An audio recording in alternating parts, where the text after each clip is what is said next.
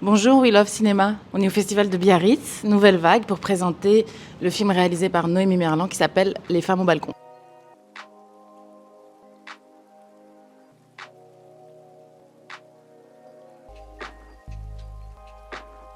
Post, Post-MeToo, comme si mon regard avait changé, j'avais ouvert les yeux sur cette société, sur les fonctionnements de chacun, y compris de moi-même.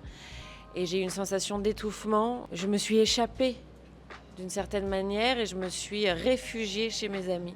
La société, tout devenait trop oppressant et j'avais besoin de prendre du recul et de réfléchir sur moi, sur mes désirs, sur mes traumatismes. Et c'est là, parce qu'on vivait donc avec plusieurs femmes, donc tes sœurs, et c'est là que aussi les paroles se sont libérées et on a toutes parlé de nos traumatismes et on s'est toutes rendu compte à quel point c'était trop.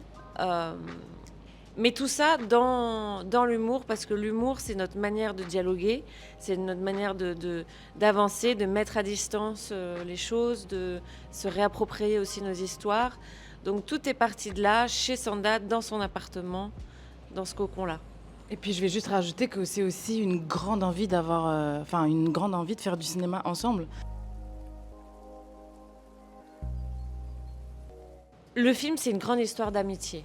Une grande histoire d'amitié entre femmes. Et l'écriture du film, il a commencé comme ça. Il a commencé, j'ai écrit chez Sanda, avec aussi son regard, avec aussi ses notes. Elle avait déjà imprégné le personnage de Nicole dès le départ dans l'écriture, parce qu'elle y participait. Il a été écrit, en tout cas toutes les premières versions, déjà entre femmes et entre amis. Et ensuite, Céline est arrivée. Céline qui est aussi une amie. Et en plus, donc, c'est son métier. Hein, donc moi, c'est vrai que c'est pas forcément mon métier d'être scénariste. Donc j'avais besoin d'aide, d'un regard, et elle a offert le sien. Elle m'a aidée à rééquilibrer des choses, à renforcer les personnages, renforcer les trajectoires, à oser affirmer aussi des choix particuliers qui sortent un peu des schémas classiques de narration. Elle m'a aidée à affirmer ça, à prendre des risques. Je suis très admirative de sa manière, de sa liberté. C'est-à-dire c'est quelqu'un qui... Là, ça a été un film qui a été compliqué quand même dans sa construction sur le tournage parce qu'il y avait des problèmes techniques, il fallait gérer vraiment son ambition, ses envies avec ce qu'elle avait devant elle.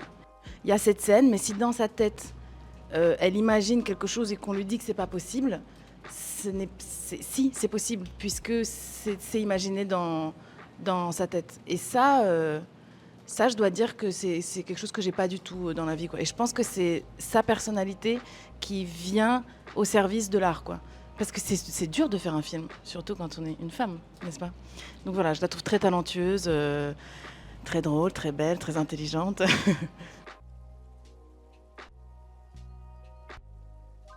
Le but de ce film, il y en a deux. J'ai envie qu'il soit cathartique, libérateur, qu'il fasse du bien, comme un film d'apaisement, de